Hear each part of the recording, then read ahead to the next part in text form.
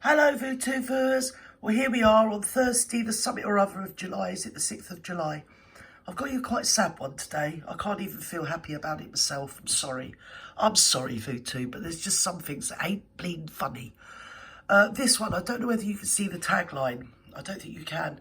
It's Sean, whatever his name is. I can't think what his name is. Nice chap. British YouTuber. And the tagline is, How Meghan Made the Queen Cry. Should we listen to it? Why the likes of His Royal Highness Prince William and, of course, Catherine, Princess of Wales, must really feel towards the ex-royal Meghan Markle, particularly when I share this particular story with you. I mean, it's heartbreaking, really, because, as we all know, our wonderful monarch of 70 years really led from the front, did her very best in a role that really she was so young to take on when you look back all of those years ago. But that is monarchy. I mean, the thing is, they took this bleeding thing to their bosom. We've all had a family member like it. You don't have to be rich. You could have, you could be anybody. But we've all had these sort of toxic people enter the family and just rip it to pieces. They bent over backwards to make her welcome, despite her more than what one might call sketchy past. And the poor old Queen, apparently she was absolutely desolate. Apparently, obviously it's only came out because our dear old Queen's now deceased, isn't she? I don't think if she was alive it would have come out, because the Buckingham Palace, well, I mean, they're tighter than nuns' knickers, they are, you know what I mean? Nothing comes out. It's like Shalon Lester said, you could never get anything out of Buckingham Palace until Meggie come along, and then it was like a bleeding sieve. Do you get me? Capiche? So, yeah, I mean, they handed out millions of pounds of money, didn't they, for clothes for the bleeding thing. I mean, you can't polish a turd, can you? Not even on a good day. Doesn't matter who you are. Doesn't matter if you're the Queen or not. You cannot polish the proverbial turd, can you, VTubers? So, yes, that's what they did. They paid millions of pounds, despite the fact that Barry said that she could make her own clothes. Yeah. Took her around the place, tried their best, did everything to accommodate her and her mother. And apparently when the dear old Queen sat down to watch that Oprah interview, she just sat and cried. So sad. Isn't it? She could never have foreseen, of course, that one of her own family would have upset her to such a degree that that is exactly 73 years. what both Meghan Markle and Prince Harry did towards the... It's like, I mean, some sort of modern day version of Rasputin, isn't she? If you know what I mean. Just come in and just completely decimated the family and brought it to its knees, really. I mean, the Queen at that time, probably, we don't know, and obviously I don't want to speak out of school, but that cancer didn't just arrive in the last couple of weeks of her life. I would have thought she was battling it for a number of years before, it took her. And, I mean, the head count now is she's made the Princess of Wales, Catherine, cry. And she's made the dear old Queen cry that was on the throne for 73 years. I mean, when she was in her sixth decade, 7th decade, 8th decade, let alone her 9th decade, no one would have said anything if she'd have said, excuse me, I've done my bit. I'm going to retire now. I'm going to take my corgis and my doggies and all my horses and my ponies, and I'm just going to have some downtime. I'm going to have some me time and what's left on the planet. But she didn't. She was the Queen right up until her last dying breath. I mean, I think it was like penultimate day of her life, she received the Prime Minister, who was in for about 10 seconds, that Liz Truss, and she got herself up, and I've actually had family members with bone cancer, and how the Queen did it, and they were half the Queen's age when they had it, and they were in terrible agony. So she's 96, and she managed to stand up, albeit for the photo shoot, and shake Liz Truss's hand and be polite and be regal and be the Queen and be, a lady, a real lady, not just a bleeding Mickey Mouse one like old Turnip Head in Monty Shit Show. I mean, it's unforgivable. And when you think about the way that she was allowed to treat a little child, just disgraceful.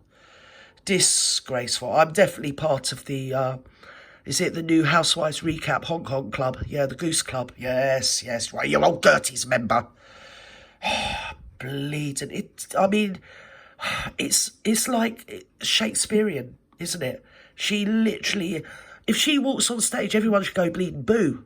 Shouldn't they, really? Bang! Like a bleeding pantomime. She's just a wicked, selfish, self-obsessed, overly entitled little madam that wrecked her own family and then went to wreck her husband's family, who just so happened to be the royal family, you know, the longest royal family, the longest reigning monarch ever in bleeding history or something or other.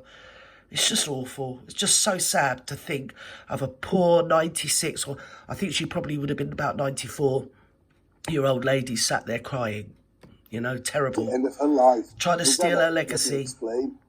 Hi, good morning. Neil Sean here. How are you today? Hope you're well. Thank you also for your lovely comments, in particular the one about retail manners and civility. I know it's so nice and refreshing to find I'm not the only person. And as I say, I don't put everybody in that particular box. Neil Sean, isn't it? Yeah. Thinking, when you are out shopping, I'm just a bit of a breaking moral story of the day.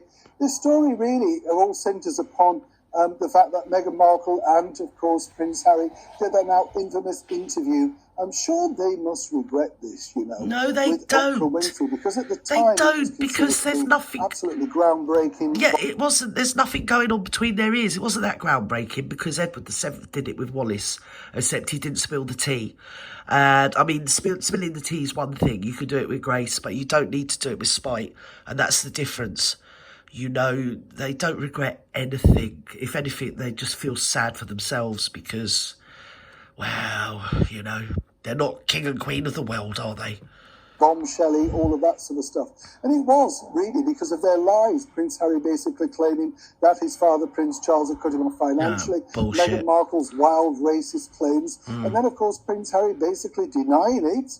You know. Yeah, he denied it, didn't he, on that stupid interview he did with, was it Tom Bradbury or some, I don't know, some little crony of his that he's dug up from under some rock somewhere. I can't think what his name, I think it was Tom Bradbury. He said he never said it, but I watched the interview and I distinctly heard him say it, as I'm sure did you. These people are so deluded. They need to stay off the pot and the Charlie and the alcohol. That's what they need to do. And whatever else he's taking. Oh, it does me good. No, it bloody well doesn't. State of the pair of yous. You're both bleeding crazy. Making the Queen cry. Never said that. Be ashamed of yourselves. You need to be. There it is. So cross. Proof. But this is the most heartbreaking situation that I find. Beautiful flowers. It's come to light recently that our late and beautiful monarch did, in fact, sit down to watch that now famous interview. It must have been as all of us were on that particular night, literally thinking, what are they going to come her more so, because they were attacking her legacy. And they're attacking everything her and Philip had worked so hard to do. And not only that, she took over the mantle of her father, who she loved greatly. And obviously he took over from his father, who he loved greatly. And she knew she was walking in the footsteps of history, because obviously her dad was the last emperor of India, or emperor of Britain, and it went over to be in the Commonwealth, didn't it? During, or was it her granddad's age? I think it might have been her dad's age. But either way, Lord Mountbatten, Louis Mountbatten, Prince Philip's uncle, he was the last governor of India, and he negotiated with Nehru the independence, didn't he, and all this, that and the other. So they went from being an emperor, and her dad, the king, he was quite new to running a commonwealth, and bringing in all the overseas dominions under one roof, a protectorate of Britain as well, because they are all little countries that could have easily been gobbled up by other bigger countries. But the fact that they are under the Commonwealth gave them some sort of protectorate and gave them, well, it gave them an identity, you know. And she was so proud of taking that over from her dad, and wanting to keep it alive and keep it going and everything. It's just a disgrace. And then when you think of what they're flapping their gums did when dear old William and Catherine went over to Jamaica or somewhere the other year, and it was just because she'd been flapping her gums. Just terrible. I can't even make a joke, VooTube. I'm sorry, I can't. It's just so sad.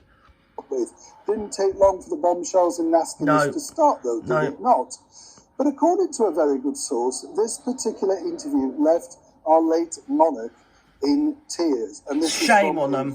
Shame. Very close sources, I'm sure you can imagine. Now, when you think about that, put into context... And then they wonder why nobody wants to talk to them. I mean, they're just fiends. They really are fiends. And Everyone likes to blame her, but I think they just found each other. They are soulmates because they're both arseholes. That's all I've got to say. It's bad enough the way that she treats her dad, but to do that to an old knight, even don't matter that she was the queen. The fact was she was the queen, but a 94-year-old lady who she would have been at the time, who wasn't in the best of health, she made her cry. Sorry, I'm out. Bye-bye.